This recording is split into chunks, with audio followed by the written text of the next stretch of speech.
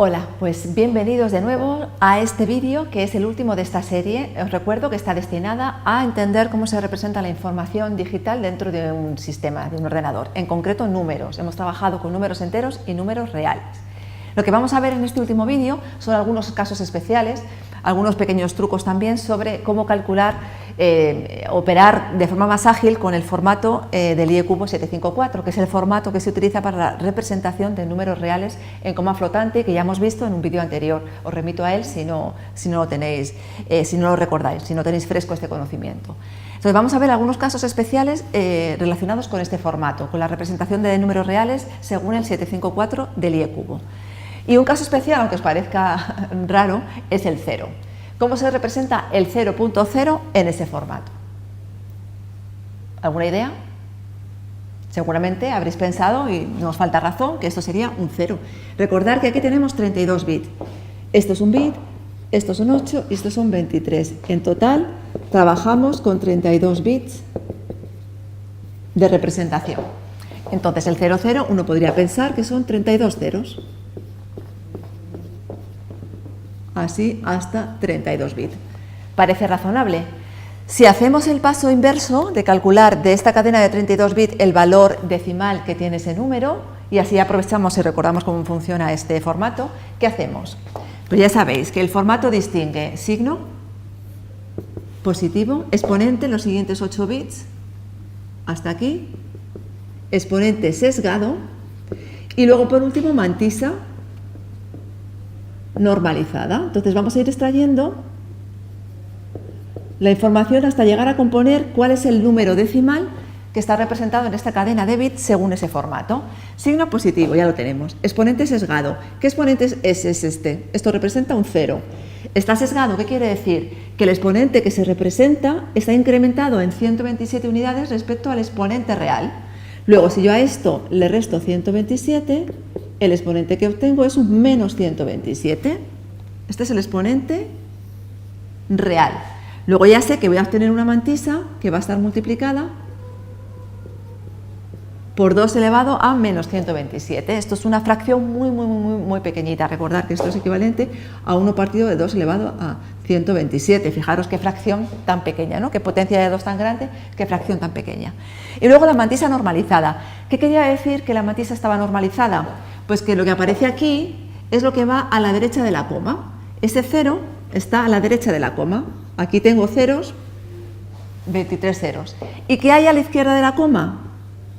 Lo que siempre hay, y eso significa que está normalizada, es un 1. Luego el valor decimal de ese número es un número positivo, que es el más 1,0, es decir, 1 por 2 elevado a menos 127. En definitiva, este es el 2 menos 2, más 2 elevado a menos 127. Ese es ese número. No es el 0, es un número muy pequeño, positivo muy pequeño, pero no es el 0. Entonces, ¿cómo se representa el 0? Si hacemos el paso inverso y partimos del 0, lo primero que había que hacer es traer el signo. Podría ser positivo o negativo, porque el 0 en principio no tiene signo, pero como esta representación nos obliga, pondríamos aquí un 0 o un 1, sería irrelevante en este momento. Pero ¿cuál es la clave aquí? Si yo quiero representar el 0, tengo que expresarlo primero normalizado.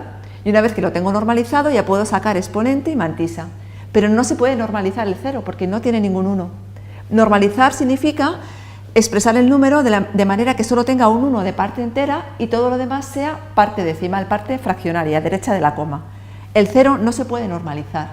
Entonces, según esta representación, el 0 no se podría expresar, no, estaría fuera del rango. Y de hecho, es curioso, porque el rango de representación de los números reales efectivamente es un rango discontinuo. Es un rango que excluye al 0. El número positivo más pequeño que se puede representar es ese que ya hemos visto, y el número negativo más pequeño que se puede representar es el opuesto. y el rango estaría excluido de la representación. Si nos basamos en la técnica, directamente el 0 no se puede representar, está fuera de rango. Evidentemente, no podemos trabajar con una representación de números reales que no permita representar el 0. Por lo tanto, aquí lo que se ha hecho es incluir en este formato excepciones, y las excepciones que se han incluido son precisamente todos los límites. Este límite por aquí, este rango se ha hecho abierto, los extremos ya no están incluidos y se están utilizando para representar cosas excepcionales. Y este numerito de aquí, que es el que está formado por todos ceros, precisamente se ha utilizado como representación del 0. Luego, sí, habíais pensado bien, todo ceros representa el 0 en formato real, en coma flotante, pero con la salvedad que hemos visto. No se obtiene directamente del método, de la técnica, si se aplica directamente no se obtiene, pero es un convenio general que se ha adoptado dentro de esa forma de representación. Es un caso especial dentro de la representación de números reales que no está sujeto a la directriz general o a la pauta general, sino que por convenio se ha establecido que es así. El 0 son 32 ceros. Vamos a ver más casos especiales de números reales. Vale, pues vamos a ver otros casos especiales que son las potencias de 2. Igual que vimos en el anterior vídeo, en el caso de los trucos y casos especiales de números enteros, que las potencias de 2 también se pueden trabajar de forma directa muy fácil porque tienen un patrón digamos, de expresión. Todas las potencias de 2 se expresan con un patrón determinado y es fácil llegar a la solución, a la representación del número sin tener que hacer los cálculos o aplicar los métodos paso a paso. Pues igual sucede con las potencias de 2 en el caso de los números reales. Cualquier potencia de 2 tiene un patrón de representación que es fácil identificarlo y hacer muy rápido los ejercicios. Entonces vamos a ver primero dos ejemplos para que en ellos podamos explicar cuál es el patrón y os explico después cómo se resuelven en general. Un ejemplo, el más, por ejemplo, 32. Ya sabemos que el 32 es una potencia de 2, que es 2 elevado a 5. ¿Cuál sería el primer paso? Pasarlo a binario. 2 elevado a 5, pues esto es un 1 en la posición 5, 4, 3, 2, 1 y 0. Ese es el 32. Tiene un 1 en la posición 5 y un 0 en las restantes. De momento mantengo el signo como en decimal positivo. No pongo bits aquí para no complicarlo. Magnitud por un lado, en binario y el signo. Vale, siguiente paso, y esto siempre, según el formato que ya vimos en su momento, esto siempre está multiplicado por la base elevado a 0, que es un 1. Es como si estuviera multiplicando por 1, por lo tanto no cambio el valor y parto de un exponente de 0. Es importante no perder esta parte en el cálculo y en los pasos que voy a dar ahora, porque si no, no puedo hacer bien el ejercicio. Entonces partimos de la base elevado a 0, que es un 1, y ya tenemos el número expresado como un valor multiplicado por una potencia de la base. Siguiente paso, normalizar. Una vez que lo tenemos en binario, el siguiente paso es normalizar. Normalizamos. Normalizar, recordar que era situar la coma a la derecha del primer 1. Sigue siendo signo positivo. Si coloco la coma a la derecha del primer 1, la coma por defecto estaría aquí, porque no tiene comas este número. Y entonces la desplazo 1, 2, 3, 4 y 5 posiciones. Al desplazar las 5 posiciones, lo que hacemos es incrementar el exponente en 5. Tenía un 0, le sumo 5 porque son 5 las posiciones que desplazamos la coma. Y ahora tengo la base elevada a 5 como potencia que modifica el valor del número, se multiplica con este valor del número. Y ya tengo el número normalizado, ya tengo las tres cosas que necesito. El signo por un lado, la mantisa normalizada, en concreto la parte derecha de la mantisa, y el exponente. Tres partes. ¿Cómo paso a esa representación? Signo positivo. Exponente. Tiene que ir sesgado. Esto es un 5. Tengo que sumarle 127 para poder representarlo, porque la representación siempre va sesgada con 127. 5 más 127 es 132. Esto es 128 más 4. 128 más 4 es un 132. Ese es el exponente sesgado. Y a continuación la mantisa normalizada, que es ceros. Porque el 1 nunca se pone, recordarlo. Y esto lo repito hasta 23. Un bit de signo, 8 bits del exponente representado sesgado, real más el sesgo, y luego 23 bits para la mantisa, que en este caso son ceros. Ya os digo que las potencias de 2 siempre la mantisa va a ser 0. ¿Por qué? Porque una potencia de 2, lo hemos visto para los números enteros, una potencia de 2 tiene un 1 en una posición del número y solo tiene un 1. Cuando yo normalizo, la mantisa siempre me queda de la forma 1,0. Lo que cambia de una potencia a otra es el exponente. Vamos a ver otro ejemplo para que lo veáis bien y ya tenemos casi el patrón que nos va a permitir resolver estos ejercicios de forma muy rápida. Voy a poner una potencia inferior a 1, que sería 0, algo en decimal. Por ejemplo, 2 elevado a menos 3. 2 elevado a menos 3 sería lo mismo que 1 partido de 2 elevado a 3, que es un 8, 1 partido por 8, un octavo. ¿Cómo representamos un octavo? Esto es una potencia de 2, una potencia de 2 que es inferior a 1, pero es una potencia de 2. Me da igual que el exponente sea positivo a que sea negativo. ¿Cómo representamos un octavo? Pues de nuevo, primer paso, lo pasamos a binario. ¿Cómo pasamos esto a binario? Ya sabemos que esto es un 0,5, esta es la posición del menos 1, la posición del menos 2, la posición del menos 3. Perdón, esto es un 1.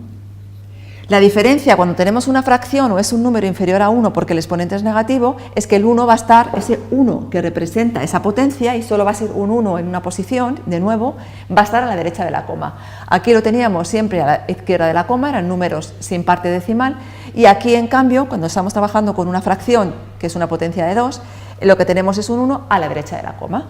Y de nuevo ya tengo ese signo positivo y empiezo con el exponente 0. Esto multiplica por la base elevado a 0, que no cambia el valor del número, y ya tengo el número expresado en binario.